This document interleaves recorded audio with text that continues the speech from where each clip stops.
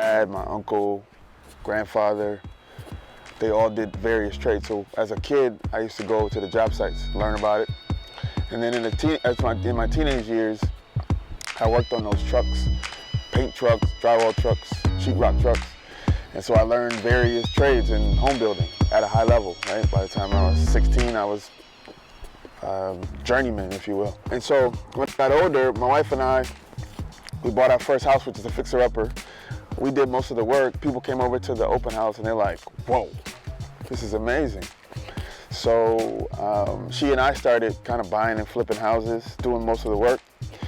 And then we decided, you know, let's throw our hand in the big leagues, and we bought some land in Brooklyn Park to build a pretty big house.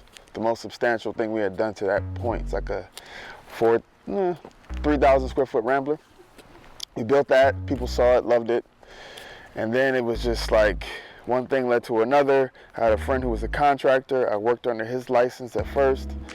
And then my wife actually became a contractor as well, because we had the double minority status going, you know, black woman contractor. And so we just went boom, gangbusters, man. And we started building houses all over, all over Brooklyn Park. I hit the floor the first time I saw my closet because I couldn't believe it. It was beautiful. It's absolutely what I only imagined it could be. There's a great story, man. What happened is this was a bedroom. So when we were designing this house, right, one of her particular desires was to have a closet similar to one that we had in the house. And it was like the size of a bedroom. You know, I always tell people, I say, this is the magical spot for me. And so that was the whole thing about like custom homes.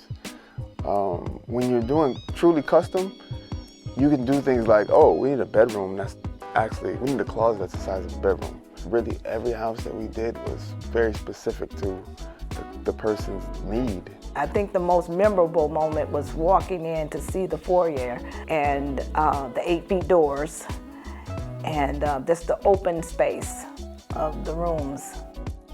I can't. 8 feet tall. Like, dig that. 8 foot high door. It takes a master trim carpenter to do this. I mean, because you have to mark out and everything has to be straight, right? And when it goes in, any mistake and you forget about it. You can't hide it, you can't mask it. But then when it's all done, it's like the contrast between the light wood and the dark railing. Because, you know, typically in most houses, it would just be like just regular balusters. They just go straight down. And this just adds so much visual interest. This is like the best decision we ever made. I know when you come out here and you just see all the houses, there was nothing out here. Nothing. Back then? Now, I mean, the neighborhood is full. Yeah, it's full. He did ban me from coming in. He said, do not come in until I tell you to come in. And James was like, don't go in there because you keep trying to change stuff. You keep trying to change stuff. So I finally got banned. And then when I came in, it was everything I wanted and more. And he just added his flavor and took out some things.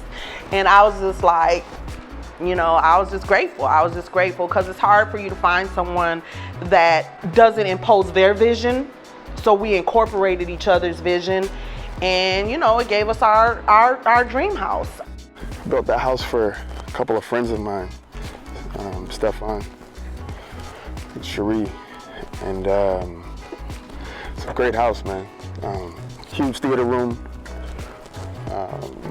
And at that time, our niche was that we built for upwardly mobile young black folks who wanted houses that they couldn't really get in Minneapolis or Minnesota without spending a couple $1 million. So we mastered the art of doing more with less. And our focus was really about how do you get young folks who want all these luxurious things to buy into your brand. And so we took less money, less profit to build great houses, but then we became one of the hottest gigs in town because nobody could do what we did as well as we did it for the price that we did it for. And that was kind of our story.